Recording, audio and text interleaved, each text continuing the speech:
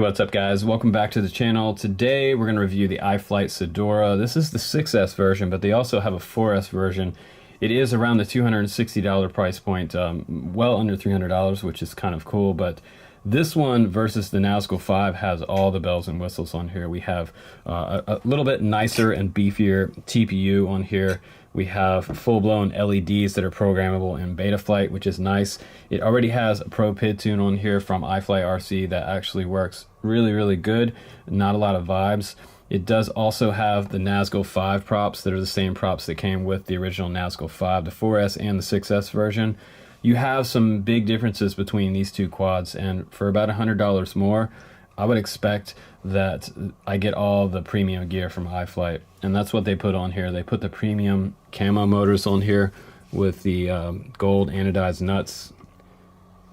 Those are pretty nice, very beastie. Check out the copper coils on the inside of this motor, super thick, high quality coils around the stator inside, and the bell is awesome with the Zing motor logo here, 2206, 1700 kV camo. I kind of like this orange gold color on here. Very easy also to change the LEDs inside Betaflight. You just click on 1 through 8 LEDs and it will change them all actually when you save it in Betaflight. And you can do it by throttle response, and there's all kinds of settings you can get into in Betaflight for programming these LEDs. They're also plug and play LEDs, so if you had one go bad, you just order some new ones right there, and there is a 3-pin connector right there that you just plug in. So you can just put a new one on there. Now they don't come with a GoPro mount, which is kind of sad, but for that much money I would like to see that it came with the GoPro mount, the TPU mount. Maybe they couldn't fit it in the box. You also get a Cadex Ratel with this one, which is one of my favorite cameras out there for FPV, and I always recommend this camera. It's good to see that these companies are using this on their bind and flies.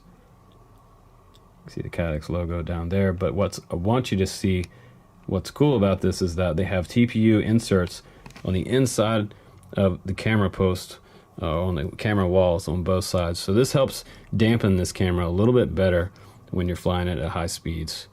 It's kind of smart of them to do that. And I also like that as a top mount battery option, you have a piece of 3M sort of rubber tack right here that sticks on. That also comes in the box. Traditionally I like to use Velcro, but this was kind of nice because it already had all the cutouts and everything in there, so I could see the shape of the frame. And the shape of this frame really is very similar to the Nazgul 5 frame shape. So you can see the rear end right there, pretty much the same kind of leaf looking pattern back there and the same width. Now this one is a little bit lighter. And in the back here we have our TPU mount for our receiver. This is the XM Plus up in here. You have your antenna post here, XT60.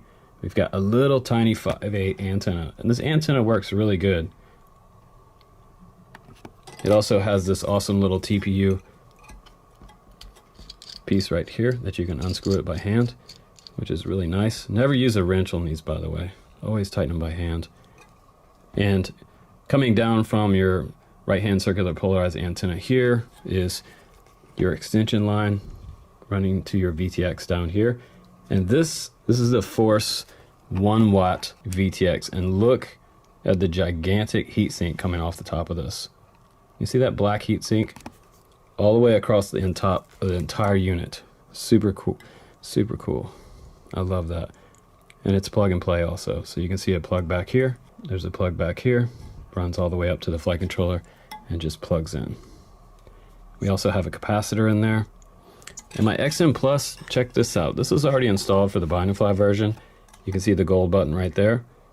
And all you have to do is just put a driver on it and bind your Tyrannus up in D16 mode and you're ready to go. And it'll just give you a sort of a comparison of those two TPU bottom motor protectors. This protects the bottom of your frame. This one's just a little flatter, a little less material. This one's beefed up a little more. It's got a little landing pad there in the front and the back. And on my Nazgul 5, my front piece fell off because, well, it just pushed through. The bolts didn't hold right. And that's probably possible on this quad too, but it hasn't happened yet. They're just a little bit thicker, which is nice. So in the middle of this stack too, we have a 30 by 30 stack, and it also has a 20 by 20 option on here. So if you ever blew this one out, that's pretty sweet. You could replace it with a 20 by 20 stack if you felt like it. But this is the Sussex F7 flight controller, twin G, meaning twin gyros on here. 50 amp ESCs just below that, running out to your Zing motors, and some kind of clear hardware here on the top, which I like from iFlight. That's kind of cool. And white wires, looking pretty cool in there as well. A little bit extra flair. And most importantly, guys, for that flight controller, this is the Bluetooth option on this side. So once you power this quad up, you can connect to the SpeedyBee app. And you can go into the SpeedyBee app, you can scan for the Bluetooth on your phone, and then you can go in there and make changes to your Betaflight settings on the fly, which is really, really cool. So if you wanted to add a switch or anything like that, you can do it inside this app. That's one of the big differences between this one and the other Nazgul 5 series. Just be able to make changes on the fly is really, really nice. But I think a lot of people liked the original iFlight Nazgul 5 series for the value of what you paid for and what you get for this one. So that one's a really good value. If you're the guy that has to have all the bells and whistles, obviously this one's going to be the choice.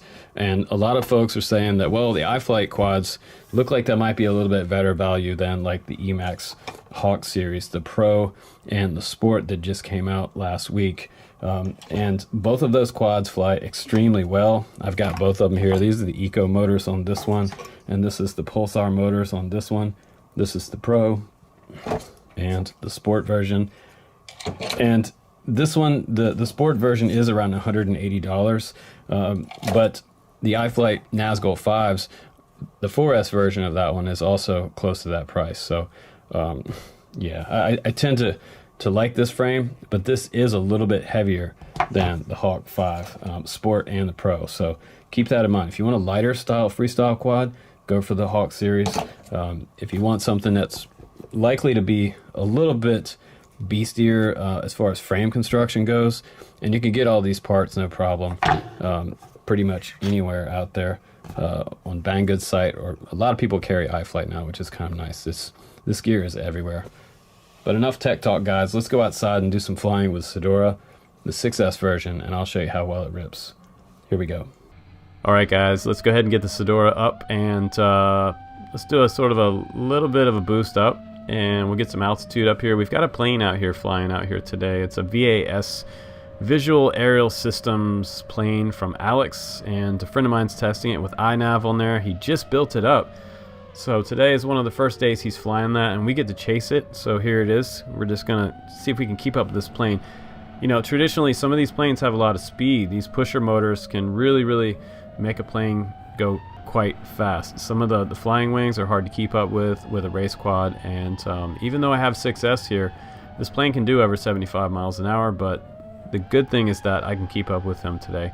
I'm still, you know, over 50, right around 50 to keep up with him. Slowing down just a little bit now, and I'm super happy today also because I have some new Tattoo 6S 1050s on here that I'm flying, and those will get you about 3.5 to 4 minutes if you're kind of casual on your flying, if you're not doing a lot of punch outs and freestyle. Freestyle is going to get you around I mean, even as low as 2.5 minutes to around a 3-minute mark, depending on how aggressive you are with the throttle. But here I'm just almost a little bit under half throttle, just cruising, keeping up with this guy, and he can go a lot faster. He's cut back on the throttle just so I can keep up with him a little bit here. But this quad will do over 100 miles an hour in a full punch out, no problem here. You just might have about a 1 minute flight time. So we're on my second battery now, and now I want to do a little bit more freestyle with this quad because I want you guys to see kind of how it handles, and no problem on the power loops.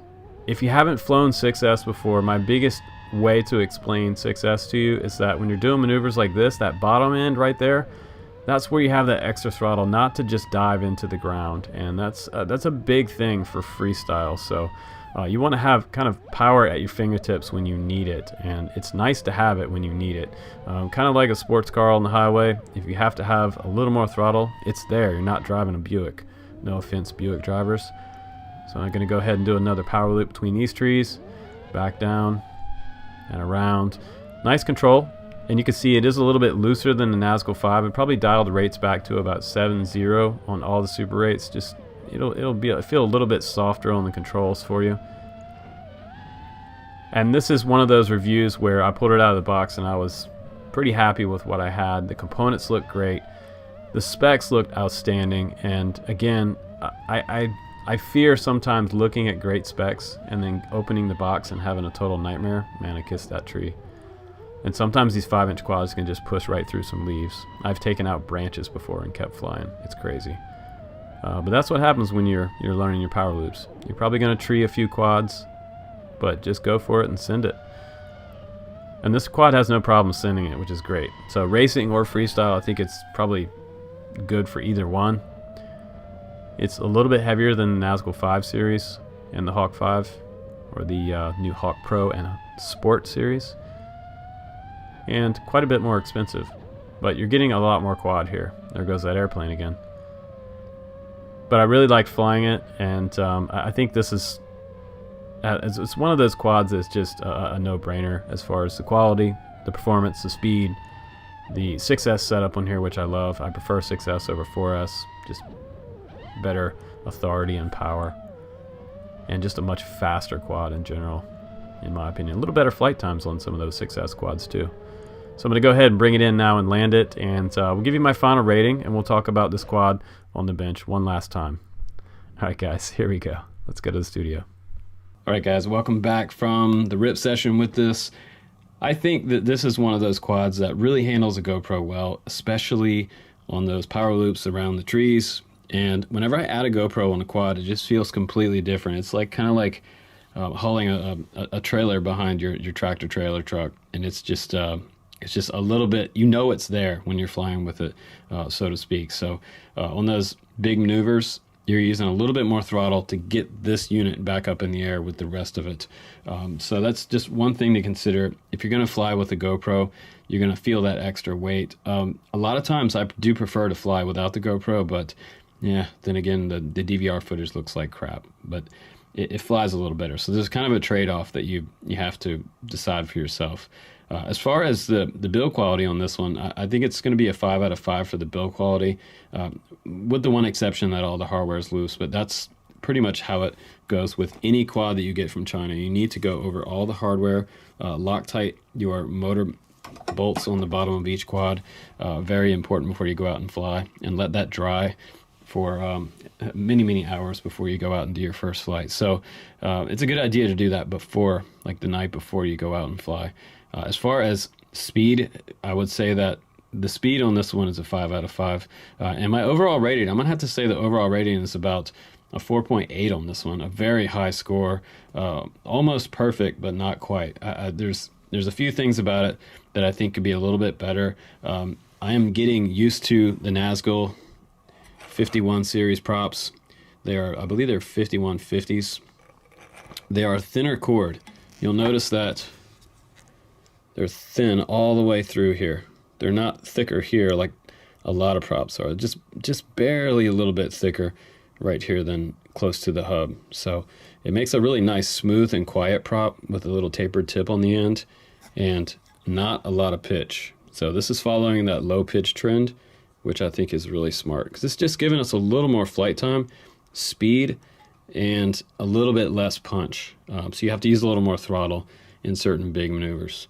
So it's not really a great freestyle prop. I feel like this is more of a racing prop than it can be a freestyle prop, but try some for yourself. I think you actually like these props. But thanks again for watching, guys.